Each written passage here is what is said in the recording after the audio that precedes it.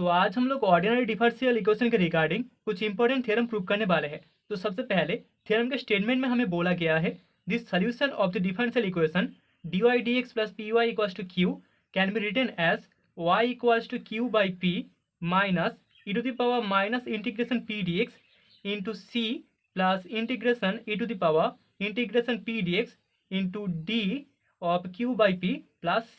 ठीक है, तो प्रूव में सबसे पहले the given differential equation is dy dx plus P Y equals to Q, इसको हम इक्वेशन नंबर 1 दे देंगे। Now putting z equals to Q by P minus Y, हम बोल सकते हैं दैट इज यहाँ पर पी जेड इक्वल्स टू होगा क्यू माइनस पी वाई। हमें सबसे पहले इंटीग्रेटिंग फैक्टर निकालना होगा। तो यहाँ से P Z equals to Q minus P Y, इसको डिफरेंशिएट करने के बाद हमें D Z D X equals to D D X of Q by P मिलेगा, माइनस होगा यहाँ पर डी वाई डी एक्स, इसको हम इक्वेशन नंबर 2 देंगे। तो using equation 2 in equation 1 we get D D X of Q by P minus D Z D X equals to Q minus P Y, मतलब कि that is equals to होगा P Z, and this imply D Z D X plus P Z equals to हमें D X of Q by P मिलेगा। Okay, इसको हम equation number 3 लेंगे। And यहाँ पर इक्वेशन 3 एक लीनियर इक्वेशन है। Here equation 3 is a linear equation. Okay, linear equation in z, so therefore हमें इंटीग्रेटिंग फैक्टर मिलेगा। इस इक्वेशन का इंटीग्रेटिंग फैक्टर होगा e to the power integration p dx। Okay, तो अभी इक्वेशन 3 के दोनों साइड को अगर हम इंटीग्रेटिंग फैक्टर से मल्टीप्लाई कर दें तो हमें मिलेगा D D X of Z into E to the power integration P D X. ठीक है, integration P D X that is equals to होगा E to the power integration P D x into D X of Q by P. ठीक है, दोनों side को हमने multiply कर दिया है। अभी दिस इम्प्लाई हम लिख सकते हैं D of Z into E to the power integration P D X is equals to E to the power integration P D x into D of Q by P. ठीक है, तो यहाँ पर x के रिगार्डिंग हमने integration कर दिया है। Now this imply Z into E to the power integration P D X equals to होगा integration E to the power integration P D x into D of Q by P plus C, जहाँ पर C एक arbitrary constant है, okay, C अलग से होगा। Where C is an arbitrary constant. Okay, and this imply हम लिख सकते हैं this imply z equals to, अगर हम ई to the power minus P D X को राइट साइड में लेके आए तो यहाँ पर एक माइनस मल्टीप्लाई हो जाएगा पावर में, so that is equals to होगा E to the power minus integration P D x into integration E to the power integration P D x into D of Q by P plus arbitrary constant सी।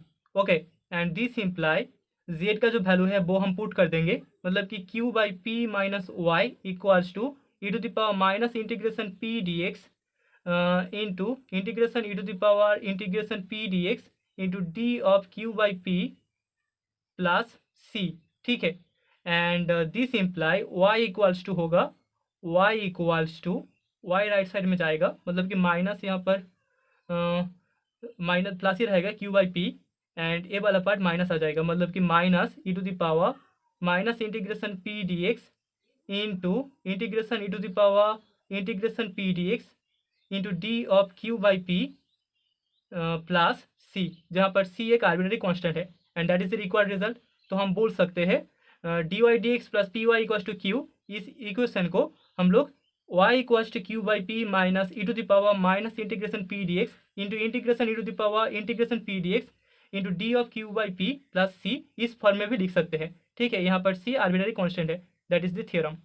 तो अभी next theorem के statement में हमें बोला गया है y1 and y2 दोनों solution से differential equation dy dx plus P Y equals to q का and y two equals to होता है y1 इंटू जेड। देन हमको शो करना होगा z equals to 1 plus a into E to the power minus integration q by y1 dx, जहाँ पर a एक arbitrary constant है। तो प्रूफ में सबसे पहले the given differential equation is dy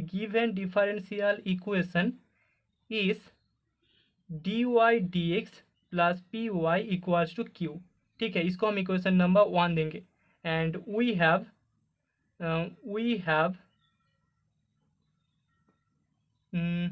also we have y1 y2 are two solutions of equation 1 and यहाँ पर y2 इक्वल्स टू हमारे पास y1 z है। सो देयरफॉर हम बोल सकते हैं यहाँ पर dy1 dx प्लस py1 इक्वल्स टू q होगा, that is equation number 2। And यहाँ पर y2 भी सॉल्यूशन है, मतलब कि dy2 dx plus py2 equals to q होगा, this is the equation number 3। ठीक है, now applying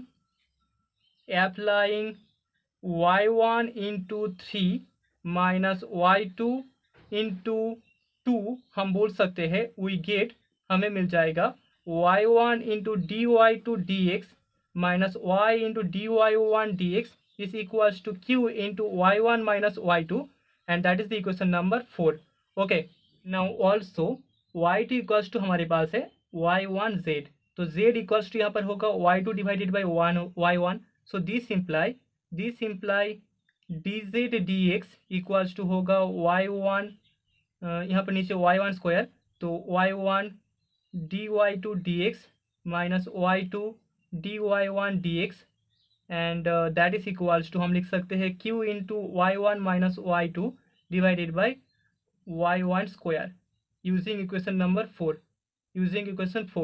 and this imply dz dx equals to होगा q into y1 minus y1 z, y2 equals to y1 z है, तो y1 z divided by y1 square and that is equals to q into 1 minus z divided by y1, that is equals to हम लिख सकते हैं minus q by y1 into z minus 1 and this imply dz divided by z minus 1 equals to minus q divided by y1 dx। ठीक है, इसको हम ऐसे लिख सकते हैं।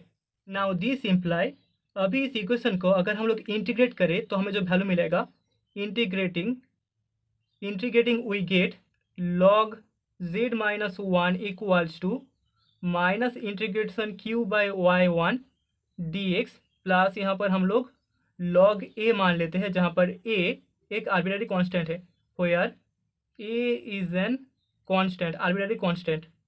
ओके, सो दिस इम्प्लाई हम लिख सकते हैं this imply z minus 1 equals to, अगर log राइट साइड में जाएगा तो हमें एक्सपोनेंशियल मिलेगा, मतलब कि e to the power minus integration q by y1 dx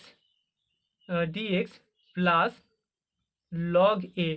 okay, and that is equals to e to the power minus integration q by y1 dx into e to the power log a and that is equals to हम लिख सकते हैं a into e to the power log a का value a होगा, तो a into e to the power minus integration q divided by y1 dx। ठीक है, सो this imply यहाँ पर जो रिक्वायर्ड रिजल्ट होगा वो होगा z equals to 1 plus a into e to the power minus integration q divided by y1 dx। ठीक है, तो इस इक्वेशन को हम ऐसे लिख सकते हैं। सो that is the theorem, so hence the theorem is proved.